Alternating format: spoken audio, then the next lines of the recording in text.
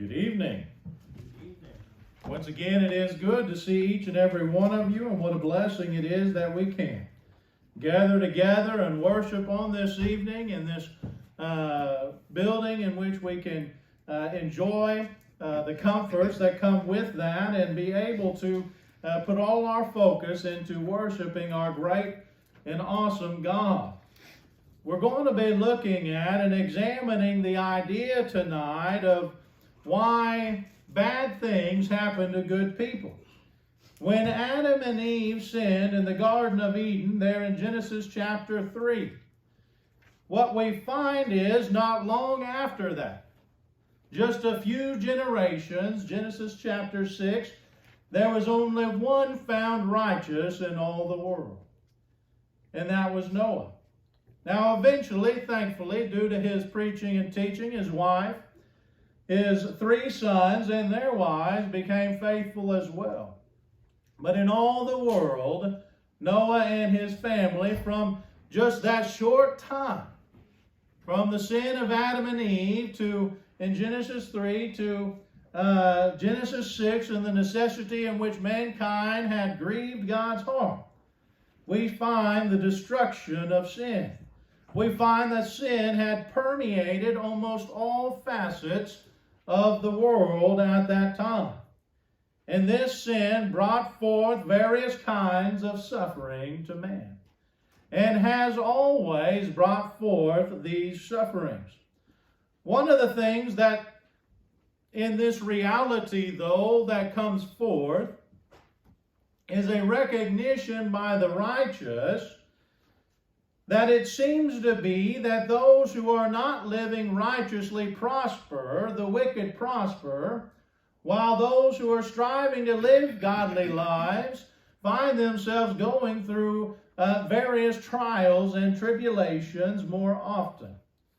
It seems to, as one looks out, and from the time sin has come forth, generation after generation has perplexed or questioned this idea.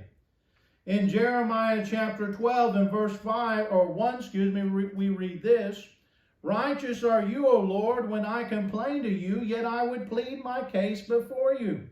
Why does the way of the wicked prosper?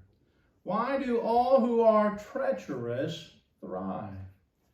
Job, in his heartache of dealing with all he was dealing with, declared this in Job 12 and verse 6. "The tents of robbers are at peace, and those who provoke God are secure, who bring their God or idol in their hand." A little later, Job would ask this question in Job 21:7, "Why do the wicked live, reach old age, and grow mighty in power?" The psalmist would ask a very similar question in Psalm 94 and verse 3. Psalm 94 and verse 3, "O Lord, how long shall the wicked exalt? How long shall they be lifted up?" Even in the book of Revelation, the last book there put together in the New Testament, the last book written of the New Testament, those who had been martyred for the cause of Christ would ask Jesus this question in Revelation 6:10, "O sovereign Lord, holy and true, how long before you will judge and avenge our blood on those who dwell on the earth?" I have no doubt each of us have wondered from time to time, why are the wicked allowed to prosper? Why is it that when the righteous look around and they see this going on, why is that the case? Why are the wicked allowed to prosper, and why do things seem to happen to good people? The latter question we're going to answer this evening, because it actually answers both questions of why bad things happen to good people. And so tonight we're going to look at that. If you have your handout, we'll look at the first point there. Why do bad things happen to good people? Well, it's to teach the righteous, it's to teach us that this world is first and foremost not our home. humanity is attracted to this sinful world. The things of this world, the reality of this world, it is attractive to a lot. In fact, there is no doubt that sin brings with it a certain pleasure, doesn't it? That we can desire. When Eve saw that fruit and heard what Satan said, it says this, so the woman saw that the tree was good for food, and that it was a delight to the eyes, and that the tree would be desired to make one wise. She took of its fruit and ate. She gave some to her husband who was with her, and he ate. You see, when we look at this and we examine this and we think about this, sin has always looked desirable. Satan creates, in fact, making himself look like an angel of light. Satan creates this aura around him and around his false ideas and false doctrines, around his lives, that what he is presenting is good, is pleasurable, is desirable. The problem with sin, as you and I know, is that pleasure, that desirous pleasure one receives from sin is fleeting. In the great Hall of Faith chapter there in Hebrews chapter 11, we read this in 24 and 25. By faith, Moses, when he was grown up, refused to be called the son of Pharaoh's daughter, choosing rather to be mistreated with the people of God than to enjoy the fleeting pleasures of sin. Here, God recognizes that, yes, sin can look pleasurable. It can even feel pleasurable. It can, when we go through that, give us a sensation of pleasure, that which we want to feel. But the problem with sin is that it cannot be sustained. Sin is much like any other drug or addiction one gets caught up in, isn't it? For a moment, it gives that emotional uplift. It gives that desired feeling. It gives that fix, if you will, that one wants, but it doesn't last, does it? That's why one has to keep going back. And the problem with sin, the reality with it is, and the problem with those things is that pleasure that one derives, you always have to have more and more and more of that sin to gain what you originally gained in the beginning from that sin, the original pleasure from it. It can't be even sustained in a normal effect. With each sinful action and the loss of that sensation, loss of that pleasure, comes a stronger desire for it all the more. And with that in mind, it makes sense then that God would have the righteous suffer in this world to remind us that the things of this world, the things in this world, they're not for us. Suffering, in fact, stops an attraction to this world. When we go through that sin and we have that high, but then crash farther down low, there is a reality that this world isn't what it first looked to be. The sins of the world, the sins of unrighteousness, the things Satan has promised, they don't turn out like we think they will. They don't end up like we want. As I've oftentimes said, I remember I was not a partier growing up, but I remember all my friends the next day after these big parties and how drunk they got, talking about how horrible they feel the next day. And I remember just questioning that, going, why do you want that feeling? And it's not that they wanted the feeling of the next day. They kept longing for the feeling of that night. That's what sin does. It blinds us to the realities. It makes us want more. But for the godly, for the righteous, the reason why God has us deal with these persecutions and deal with the difficulties of the world is because it reminds us this world isn't our home. And that those things truly aren't attractive in reality. Suffering certainly helps us to not desire a friendship, in other words, with this old sinful world. Remember what James wrote in James 4 and verse 4, "You adulterous people, do you not know that friendship with the world is enmity with God? Therefore, whoever wishes to be a friend of the world makes himself an enemy of God." James, Jesus' half-brother here, he says, listen, I want those who are living godly lives or striving to live godly lives, understand this. The world is not what it's supposed to be. It's been defiled by sin. And if we are friends with the world, there's two things that take place. Having friendship with the world first means we commit enmity, or we have enmity with God. That word enmity means we hate God. It creates and builds within us a hatred for God, a love for sin, a love for this world, and a hatred for God. And then it says, because of that, in that reality there, God becomes our enemy. So God, in His infinite wisdom, knowing the realities of sin, established, based on spiritual wisdom, that which we would need. We would need suffering. God knew that the righteous needed to be reminded time and time again that this world is not our home, that we're just pilgrims passing through. Suffering at the hands of this sinful world is a wake-up call each and every time, or at least it should be, of how truly fleeting and grotesque sin is.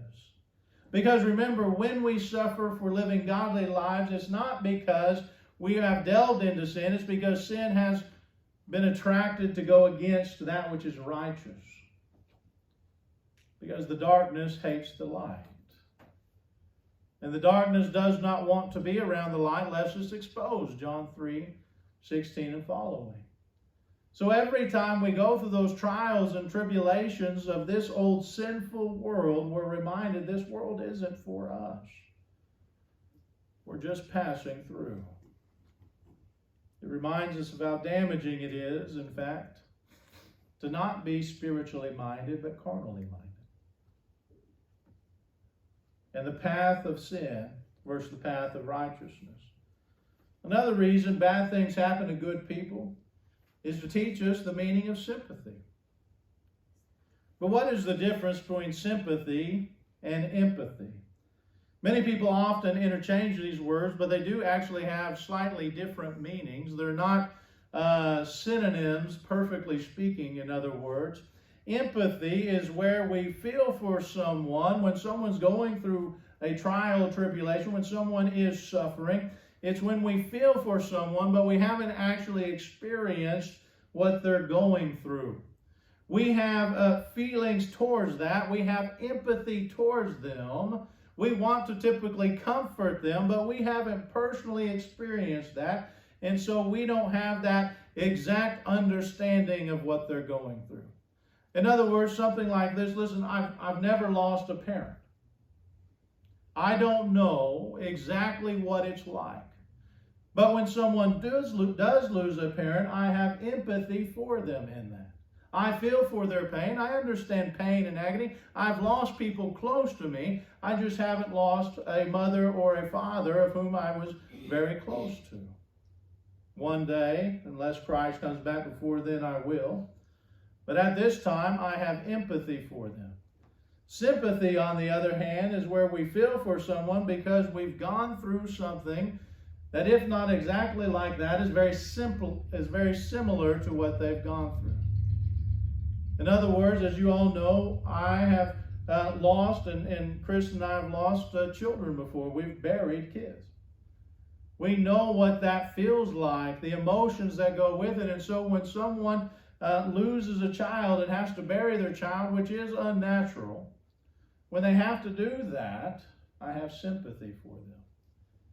Going through the process and going through the ups and downs of that emotion, though their specifics might be different than mine, I still have sympathy because I know the basic idea of that and the emotions behind it. And so sympathy is slightly different than empathy in that case. So what does that have to do with suffering? Well, suffering, when we all suffer, and righteousness produces a sympathy. We might go through different trials and tribulations, but when they are all based on the fact that we are living godly, righteous lives and dealing with the trials and sufferings that come forth from that, then we all have sympathy for each other in that. Every child of God that lives for God, that strives to be godly, in other words, will suffer and will be persecuted. Paul said in 2 Timothy 3:12, indeed, all who desire to live a godly life in Christ Jesus will, not should, as we saw earlier today, will be persecuted. Again, it doesn't say some, it doesn't say a few, it doesn't even say most or 99%. It says every single person. There will not be one who is faithfully living that will not suffer persecution, that will not suffer and deal with the realities of sin being unfriendly, unkind to the righteous way of life. This suffering and persecution that all the godly will go through creates a bond. It creates unity. It creates sympathy for each other. It allows each of us to be able to go to the other, having dealt with, maybe again, not the exact specifics, but the reason for it, to have that sympathy and encourage. To put one's arm around and say, listen, I got through this, you can get through this. In Hebrews chapter 3 and verse 13, the Hebrew writer who was talking to people who were going through this, right? The Jewish Christians here, the Hebrew Christians here, they were being persecuted heavily to the point of even considering leaving Christ. The Hebrew writer said this, but exhort one another every day, as long as it is called today, that none of you may be hardened by the deceitfulness of sin. You're going through these persecutions, you're going through these challenges, you're going through these trials and tribulations. Exhort each other every day. Lift each other up, because that's what it's going to take. It's going to take being with each other, comforting each other, understanding what the other's going through, and having that sympathy for them. Maybe that day you're not dealing with it, or that week you're not dealing with it like they are. And so you get to go to them and exhort them. This is the same idea that Paul is trying to get across in 2 Corinthians 1, 3, and 4. Blessed be the God and Father of our Lord Jesus Christ, the Father of mercies, and God of all comfort, who comforts us in all our affliction, our sufferings, so that we may, notice, be able to comfort those who are in any affliction with the comfort with which we ourselves are comforted by God. Paul says, listen, we know how to help each other and encourage each other because we've been comforted by God, and we need to show each other, we need to encourage each other, we need to comfort one another in their affliction. In the same way God comforts you and others have comforted you, comfort each other. Exhort, encourage. Why do bad things happen to good people? Because it allows us to have sympathy for each other and the sufferings we're going through, based on our willingness and want to strive to live a faithful life. It allows us to comfort and encourage each other during these trying and difficult times, and to help them overcome such. Thirdly, bad things happen to good people also to teach us to prioritize what is important. Bible importance isn't based on what's popular, what's the most expensive, or what's considered the most physically beautiful. The world gets caught up in these things, don't they? The world gets caught up on the outside and the glamour and the things of this nature. the best looking clothes or the best looking building or the most manicured yard or whatever the case may be. But God does not. That is why suffering helps us to focus on the most important things. It reminds us that the material things of this world and the outer shell of the things of this world, again, don't mean anything. That they're not and should not be the most important thing in our lives, in other words. When we are suffering, it makes us depend, in other words, on the Creator and our Sustainer. Paul in Romans chapter 5, verses 1 through 5 declares this: "Therefore, since we have been justified or saved by faith, we have peace with God through our Lord Jesus Christ. Through him we have also obtained access by faith into this grace in which we stand, and we rejoice in hope of the glory of God." Notice this. Not only that, but we rejoice in our sufferings, knowing that suffering produces endurance, and endurance produces character, and character produces hope. And hope does not put us to shame, because God's love has been poured into our hearts through the Holy Spirit who has been given to us. The suffering we go through reminds us of what to prioritize in our lives. It reminds us of what is most important. It's our character. It's our endurance in our walk with God. It's knowing the love of God.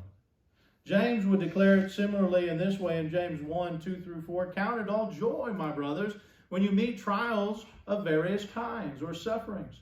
For you know that the testing of your faith produces steadfastness, and let steadfastness have its full effect, that you may be perfect and complete, lacking in nothing." When we suffer, it's training us, it's teaching us to put what is most important in our lives. It's reminding us to focus on the things that truly matter in our spiritual walk with God. Again, James chapter 1, just a few verses down to 12, "Blessed is the man who remains steadfast under trial, under suffering. For when he has stood the test, he will receive the crown of life, which God has promised to those who love him." We suffer, and the good go through bad things to help us prioritize what is most important. Why do bad things happen to good and righteous people? Because that suffering helps us to put in order what is most important in our life and to be reminded of such. It isn't, again, the most popular or the most expensive or the most physically beautiful, as we said, from this world, but it is the steadfast love of God and his righteousness and his want for us and our love for him. Lastly, bad things happen to good people to teach us to value a strong prayer life. Unfortunately, many people's prayer life can be and is considered weak. By that I mean many don't have much of a prayer life, unfortunately. And when those rough times come, those sufferings come, and those trials and tribulations appear, this is usually when they start praying much more like they should. When those personal crises seem to come in on them all of a sudden, then they start praying and asking God for relief in such. Unfortunately, once again, only to stop after the suffering has passes. However, for those who have a good prayer life, those who are striving to live faithful and true, those who are striving to pray as they would have and doing their best to do so, when we suffer persecution, when we go through those things that are difficult and trials and tribulations, that loving communication that we have with God even gets stronger. Suffering strengthens prayer. Knowing we are going to suffer for the sake of Christ and suffering for the sake of Christ allows strengthening in our prayer life. As Paul would declare to those who are suffering from great persecution, what does he remind them to do? Pray without ceasing. He says, I know of your faith, there in chapter 1. I know you're faithful and true. In fact, it's spread out in your young existence. It's spread out to all those around you, he said there.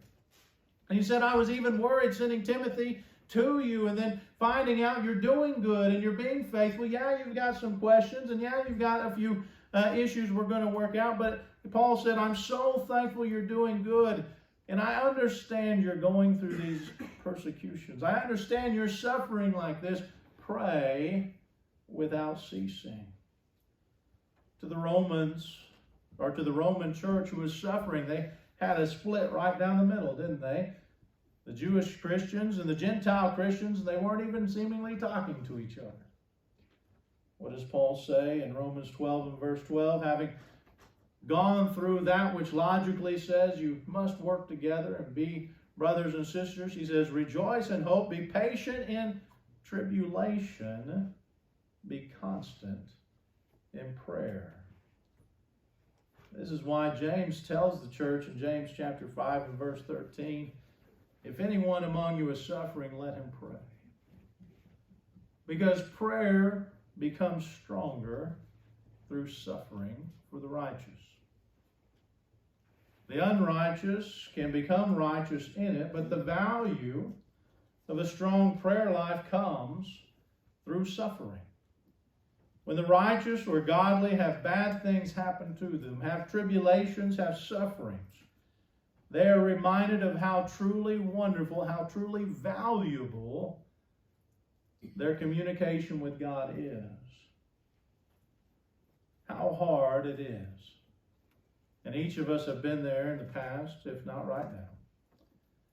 How hard it is to have a weak prayer life and go through these struggles. Yet how comforting it is to have a strong biblical prayer life and go through these troubles. Why do bad things happen to good people? They happen to teach them this world is not their home. The meaning of empathy, of sympathy for one another. They teach them to prioritize what is most important, to value a strong prayer life. There is great value in the godly suffering. That's why God allows it to take place. On the same token, as I said in the intro, it also answers the other question, why are the wicked allowed to prosper? As the Hebrew writer says in Hebrews chapter 12, verse 7 and following, it's because he does not consider them children. He's only disciplining and only allowing those who suffer to suffer whom he considers his family, his children. If everything's going well in our lives, we might want to consider why that is the case. Are there going to be good times? Sure. But the reality is suffering is so necessary that it's hard to find very many good times in a righteous person's life within the Scriptures, because sin is so prevalent in this world. And by good times, I mean lack of suffering of any kind. So as you reflect upon your walk with God, you reflect upon your trials and tribulations, I hope this encourages you to realize God considers you a child of His, to discipline you and to help you go through those sufferings so that you will be made stronger, that you will be reminded of His love for you and that He is waiting for us in eternity to make it through this life in this old sinful world and be with Him one day. So if there is someone here who needs the prayers of this congregation, who needs our love and needs our comfort, our encouragement and our strength, there's someone here struggling with a trial, a suffering, a tribulation, let us be that strength for you. Let us be that encouragement to you. Let us pray with you and strengthen you in that. let us love you and show you God's love for you in that endeavor. So if there's someone here who needs this congregation tonight, let us know as we stand and as we sing.